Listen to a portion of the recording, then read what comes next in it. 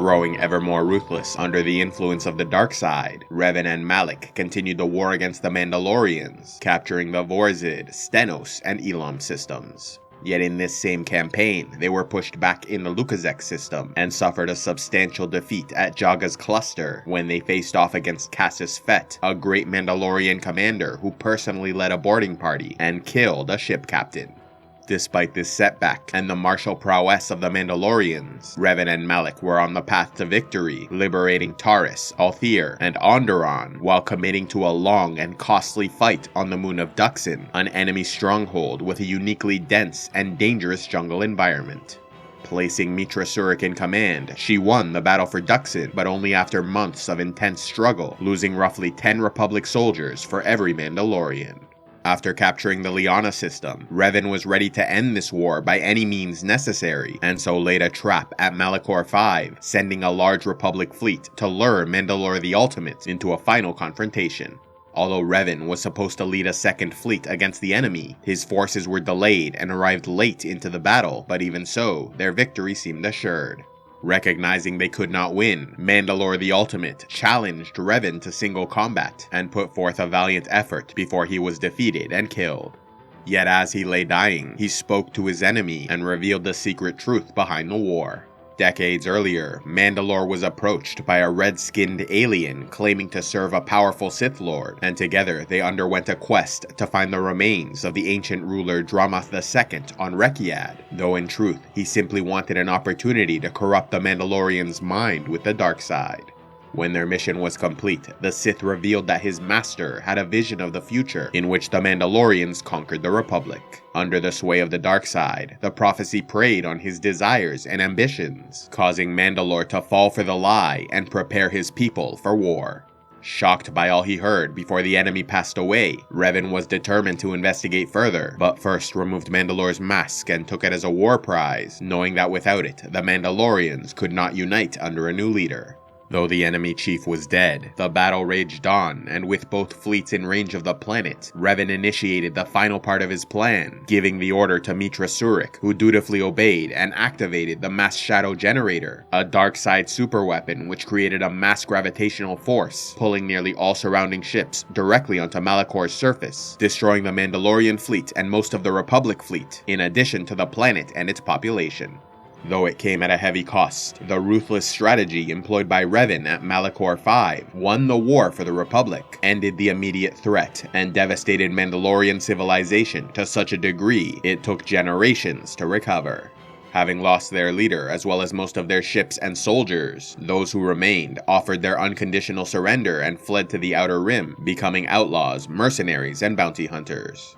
In the core worlds, many viewed Revan and Malak as heroes who vanquished a terrible scourge threatening the galaxy. However, others, including those on the Jedi Council, felt their actions at Malachor went too far, with some noting that many of those lost on the Republic side were critics of Revan's leadership, while most of his loyalists survived and continued to follow him after the war.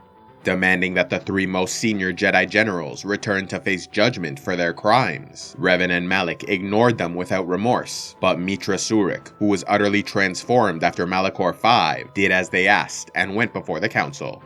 In addition to the physical devastation caused by the Mass Shadow Generator, the effect was so powerful and loss of life so extreme it created a wound in the Force. Unfortunately, Mitra Surik was close enough to feel the excruciating pain of this wound being created, and so cut herself off from the Force to survive. Having lost a part of herself in that battle, Mitra returned to face the Jedi Council and accepted their banishment from the Order, after which she boarded a ship and disappeared without a trace for many years. Meanwhile, Revan completed construction of his HK-47 assassin droid, and Malak suggested sending it after Mitra, but Revan decided against it, claiming that without the Force, she was already dead. Though the war was over, Revan and Malak feared an even greater threat may still exist, and so traveled to Rekiad, where they found the tomb of the Sith Lord Dramath II, as well as a Datacron, confirming what they were told by Mandalore the Ultimate. Searching through the information, they found the coordinates to Nathema, an ancient Sith world where they might continue their investigation. Knowing that he needed to keep the Mandalore's mask far from the Mandalorians, Revan hid it in the tomb of the Sith Lord before departing. Traveling to Nathema, they felt the terrible shock, pain, and sense of loss experienced by Force users who traveled to a planet without the Force, but overcame their discomfort and discovered the truth behind this lifeless abomination of a world. Over 1,000 years earlier, during the golden age of the old Sith Empire, a pure-blood child was born to a poor farm woman on a remote northern continent within the insignificant world of Midrias on the edge of their space. Naming him Tenebrae, the boy had deep black eyes and never cried or showed emotion, cloaked in an aura so menacing it scared animals and other children away. At the age of 6, it became clear he was powerfully Force-sensitive, and soon the man who raised him learned his wife had an affair with the ruler of Midrias, meaning Sith Lord Dromoth was the boy's biological father. Outraged, the farmer physically attacked his wife, causing Tenebrae to feed off his anger and lash out with the dark side, snapping the man's neck. For his mother, Tenebrae reserved a far worse fate, letting her die only after months of torture, punishing her for the betrayal of their family. Over the next 4 years, the young Sith used his powers to grow a following, bringing neighboring villages and towns under his rule. At first, Lord Dromoth paid no attention, as the northern continent was remote and unimportant, but as his son's domain grew larger, he decided to meet the boy in person and assess his potential. Upon learning that this Sith Lord was his father, Tenebrae wasted no time and launched a devastating attack into his mind, forcing him to suffer insanity before ending his life. Although Lord Dromoth had a legitimate son and heir, Dromoth II feared the wrath of this mad child, and so fled with his followers to settle on Rekiad, where he ruled until his death. Back on Midrias, Tenebrae spent the next 3 years conquering the planet, and at the age of 13, in 5100 BBY, sought to legitimize his rule by traveling to the Sith capital of Ziost, and presenting himself before Emperor MARKA Ragnos, one of the greatest Dark Lords in history. The Emperor immediately sensed the boy's potential and gave his blessing, officially pronouncing him as Sith Lord Vitiate, undisputed ruler of Midrias.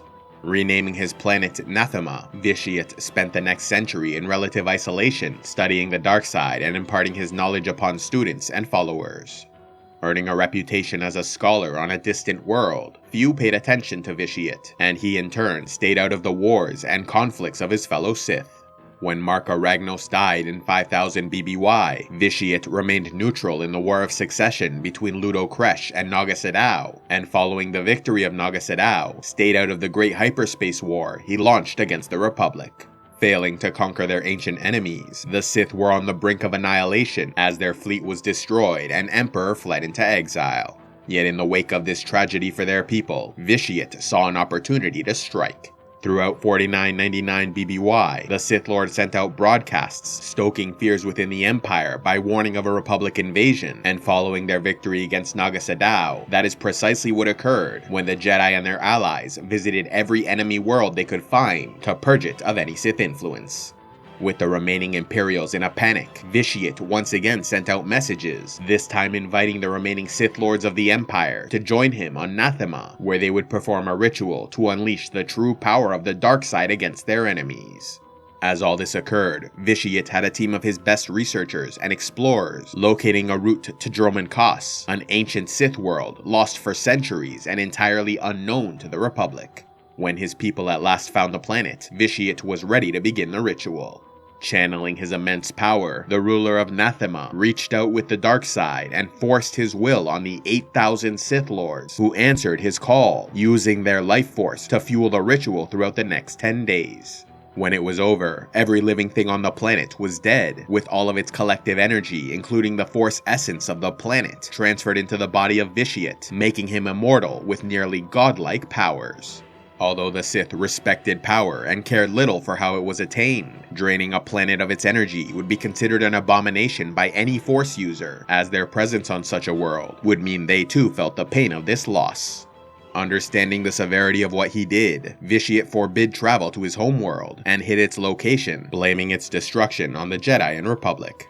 Easily the most powerful Dark Lord remaining, Vitiate traveled to Korriban, where he gathered as many Sith and their servants as possible, before leading a great exodus into the unknown regions, taking them on an unnecessarily long 20-year voyage, in order to ensure they became entirely dependent on their leader for survival. When he felt the time was right, Vitiate brought them to Dromund Kaas and established the Reconstituted Sith Empire, promising to one day take their revenge against the Jedi and Republic.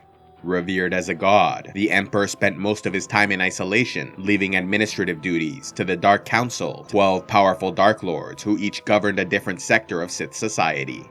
Over the next 1,000 years, Vitiate grew the strength of his empire, and when the time was right, sent an agent to contact Mandalore the Ultimate, manipulating him into starting the Mandalorian War to test the Republic's defenses. Learning about this hidden Sith Empire, Revan and Malak knew the Emperor needed to be stopped, but rather than inform the Jedi and Republic, they took it upon themselves to end this threat, and so traveled into the unknown regions, searching for Dromund Kaas. Love Star Wars? Then why not check out Audible, where they have the largest collection of audiobooks available. Sign up now and get a free audiobook along with 2 Audible originals, or else give the gift of membership to someone you know. If you prefer to read your stories, then click on the link to the Kindle Unlimited plan and get access to as many ebooks as you wish. If you haven't already, be sure to check out the Star Wars Old Republic series, including Book 3 exploring the life of the hero Revan after the Jedi Civil War. A special thanks to all those who contribute to Civilization X, like Renee the Demigod, the Dragon Princess, Feanor Nathan, and Elendil of Numenor. If you'd like to help the channel, go to patreon.com/civilizationx, where you can sign up and gain early access to videos, vote on future content, and access the Patreon-only series, Heroes of Lore and Legend.